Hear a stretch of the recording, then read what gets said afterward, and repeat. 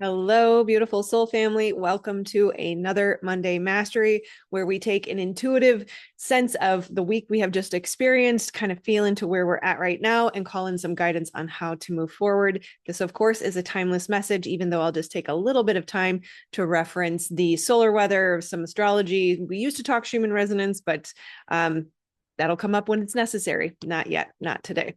So real quick, before we get into the timeless message, we'll just reference the solar weather, not too much to speak of last week, although of course that's all relative to being in solar maximum. So we had a handful of M-class flares and C-class flares every day.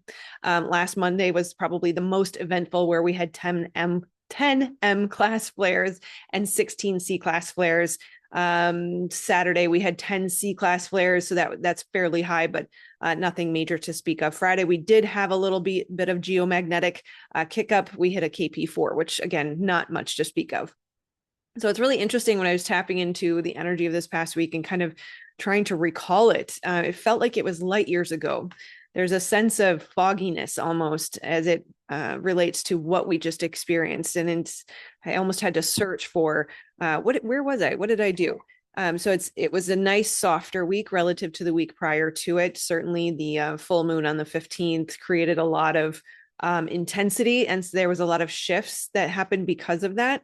And so last week was just a week of resting and recuperation and integration, slowing down and sort of regaining our breath, if you will. A lot of reevaluation. I'm sure some new information came through for you around the full moon and brings clarity on where do I actually stand? Where are we actually going? What are we going to do moving forward? And so we just needed some time to integrate what it was that we were made aware of and to reevaluate how to move forward. So it's a recovery almost from the big push and a reevaluation on where we're at in this moment. So the guidance on what to do in this moment here this week and over the next few days as we approach the new moon is to rest, recuperate, release, let go, purge, declutter, get rid of all the things that are indicative of the past life that is leaving and exiting, and prepare by making space for the new that is coming in. So remember, nature abhors a vacuum. So if you're anything like me, I got rid of a whole bunch of clothes. I have years and years and years worth of clothing that I would either cling to thinking I might need it in the future, or hopefully I would fit into it later. And it's just time to let it go. It's all part of the old life. When we've talked about how this is not just a new chapter, this is a new book. It literally is a new life that's coming in. And so it's very important to make space for that. If we're holding on to maternity shirts or dresses or pants that used to fit, it's not helpful. And in fact, in our clinging to the old things, we prevent the good that's trying to come in. And so this is a beautiful time to take stock of where you're at, take a stock of where you have come from, what you have gone through, really put in the effort to give yourself a pat on the back or to congratulate yourself or just acknowledge what you have been through and what you have accomplished, what you have overcome, and what you are making available or possible in the very near future, and have gratitude for all of those things. It's so easy for us to kind of sweep under the rug the evidence of the past. And sometimes it doesn't feel like a moment of celebration, but it should be that we have overcome a lot. We've come a long way. And even if we're not fully there yet, it's very important to have gratitude for the lessons, the learning, the growth, and the experiences, even if they are fond memories that we have to let go of. Just having gratitude is so important for that. It's time to prepare for that fresh start. It really feels like this new moon coming is like a portal to the new life. It's very interesting how things are lining up on dates without anybody in my life anyways, consciously putting them there on purpose. Everything is happening perfectly, of course, always in divine order, just as it should. So on whether it depends on where you're at in the world, but on November 30th/December 1st, we will experience the Sagittarius new moon. Sagittarius is fun if you think about the season that we're in. It's holiday season, Thanksgiving, family, beautiful events, beautiful food, beautiful experiences, time with loved ones, and maybe even remembering past loved ones. Notice the celebratory nature of Sagittarius and the gift that can be brought through that awareness, through that energy, that as we step into our new life, we go through the portal of the new moon, we can receive with celebration the shifts and changes that are coming for us. The old world is gone. And I've been saying that for quite a few weeks now, but it feels like we've got just the crumbs left, just the remnants left. The dust is a little bit covering the floor. But over the next week or so, over the next few days, you will find that that fully transitions out. We might have a little bit of a revisit or a review because we are in Mercury retrograde, and that will proceed through December. And then you will find in the new year, while because we are not on a lunar calendar, the new year doesn't always mean something. It does seem to align pretty well this year for a new start and a new beginning. So take the time, again, purge, release, cleanse, make space, celebrate, and allow yourself to receive the new life that is coming in. Be optimistic about the changes. Sometimes it looks like we're losing something we don't want to lose, but the truth is, it is going to be the most amazing thing that you have ever experienced. It will be the best thing ever. And if we can step into this new life with optimism and faith and belief that it is good, it will be even better. Now, we can cause ourselves some suffering by trying to cling to the past if we must. But if you are able to tap into the celebratory energy of the Sagittarius season, then do that. Allow yourself to receive, and you must believe to receive. Believe it's going to be good, right? There will be just rewards. And for those of you that are on this channel, I know you're doing the work. And if you have done the work, you are about to be rewarded. Our time of suffering has come to an end.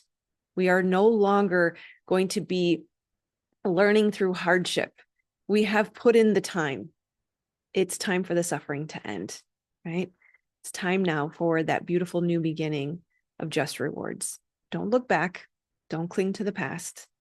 And know that it is possible too to hold joy and grief at the same time. We can mourn the past.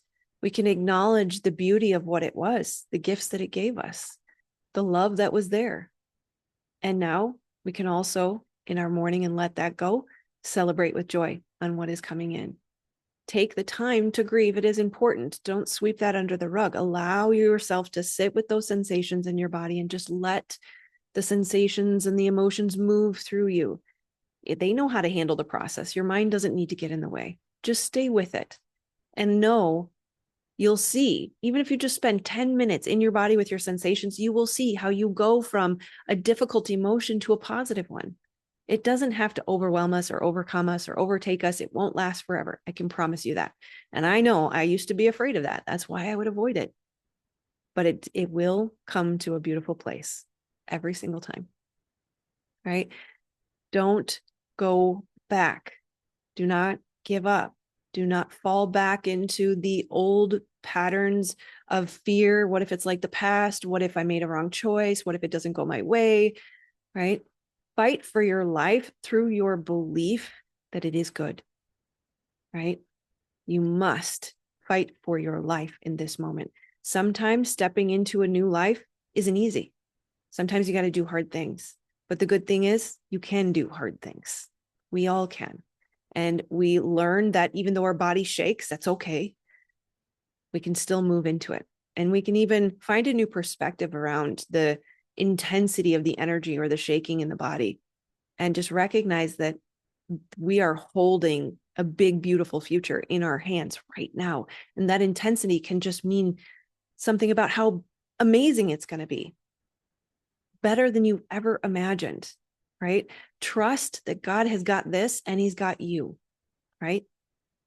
The divine, the creator, source of all that is, loves you and has a beautiful plan to prosper you, not to harm you. Ask for what you need. If you're struggling with something, if you have a fear, ask for clarity.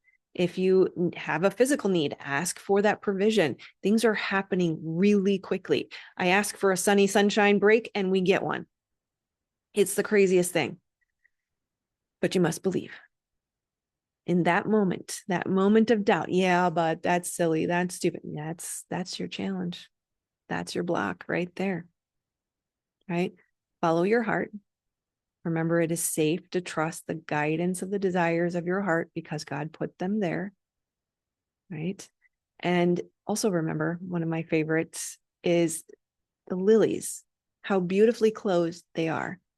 We are promised to be clothed with even greater beauty and splendor.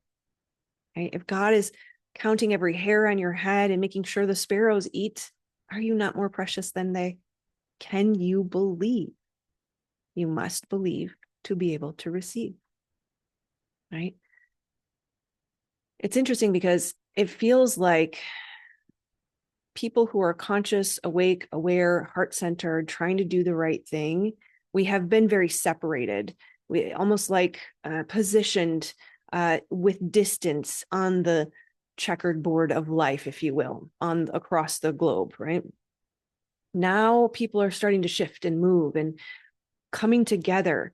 There's a preparation of God's army, if you will. If the light workers are being, I like to use the analogy of a flashlight. We're like the flashlight that's been tucked away in the drawer, waiting for the lights to go out. It's time now. It's time now. There's no more waiting. It's time to awaken to your gifts, to your talents, to shine, to be seen.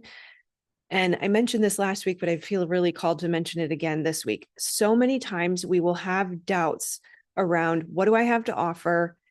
Am I perfect enough yet? Or have I learned enough yet? Or am I far enough along yet to be able to speak, to be seen, to shine, to help? And the answer to that is yes, you are far enough. Yes, you are valuable. Yes, you have something to offer, even if you think you don't, because that's just the lesson or the next step that you are being asked to work through, is the belief that you are ready, the belief that you are valuable, the belief that you are worthy. And I will say this, I love Alex Hormozi, so I always try to credit quotes where I can. He says, as you do the work works on you. This is part of the path. Ideas grow through being shared. And what that means is it's an idea. It's incomplete. You don't have all the answers. You don't know if it's 100% true or right, but it can't grow until you share it.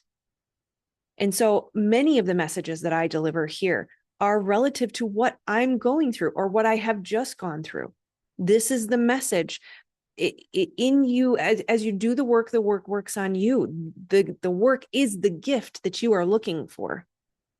And you also help others in the process. You are being called. It's time to awaken. It's time to shine. Let's remove the blocks that are holding you back. We have to learn how to get into the body and how to recognize what it is that you are believing or what traumas are still open in your body that are holding you back, right? One of my sticky notes fell down, so I have to get it for you. Remember, the sky isn't even the limit. That no matter if you think you've achieved everything you're supposed to achieve, there's more. Or if you think you can't achieve anything, or you feel like your life will never change or never amount to anything, I want you to know that there is something beyond your wildest dreams, greater than you could ever ask or think or imagine, planned for your life. If you are willing to step into your purpose, following the divine guidance for your life, right? More than you can ask, think, or imagine, according to his riches and glory. So if you think about that, what does that mean? The creator of the universe created everything that we see on planet Earth. And yet what he has for you is greater than you could ask, think, or imagine. How rich is the creator of the universe, right? According to his riches and glory. You cannot fathom what is available to you if you are willing to believe. The sky isn't even the limit. I think that might be Melanie Ann there. Remember that your thriving is a gift to humanity. It is actually not just a gift to humanity, because if the tide rises all boats, so as you rise, you elevate those around you, you become an example, you make it possible for other people to do it too. You give them permission when you stop following the prescription of the 3D world for your life and you break free from the matrix, you are giving permission to others to do it too. But also, at the end of the day, that cannot be accomplished without a relationship with your creator. And so when it happens, like I can say is happening in my life right now, when it happens, that just shows you how amazing God is. It shows everybody else how amazing God is. So why would you allow yourself to reject that? Or why would you keep keep yourself from that? Why would you push that out? Right? Through disbelief or through fear. I understand. But remember that when you are able to believe and receive and step into the prosperous life that God has for you, you are helping not just your fellow humans, our brothers and sisters, you are helping the creator of the universe, because you then become a testimony. You can say, look, yeah, it sucked to get from where I was to where I'm going, but man, is it worth it? I'd do it all again. 10 times, maybe not 10. Yes. And remember, it will cause other people to ask you, how did you do this? How do I do it too? And that is exactly what the creator of the universe wants. Is that example helps awaken humanity to the beautiful gift that life is meant to be. Right? My other one fell down. So it's time to start taking steps towards your big, beautiful dream life. And yes, it can be scary, but like I said, you can do hard things and you can hold yourself through it anyways. Remember, the shaking is evidence of how big and beautiful and powerful this energy is and what the divine has for you. Of course, as always, if you struggle with the blocks, if you struggle with the fear, if you struggle with the shaking, that is my gift to humanity, given to me by the creator, is trauma spotting. It is not just about trauma. It is about becoming the limitless creator that you are made to be. There are things that live in your bodily memory that your brain and your nervous system cannot find because your body has its own consciousness. This is why somatic trauma spotting is so important, because this is how we undo the conditioning. This is how we reprogram the subconscious. This is how we become who we were made to be. This is how we make the world a better place, help end human suffering. Yeah, it might sound Pollyannish, but it's real. And I can say, dare I say, the gift that has been given to me, I'm actually pretty good at it. And of course, I will always give all glory to my creator. So if you need help with that, let me know. I'm here for you. And let us know in the comments below. How has this week been for you? What big changes are you experiencing? Do you have any questions around how to find your blocks and heal and close those stress responses? I love you, my friends, and I will see you on the next one. Take care. Namaste.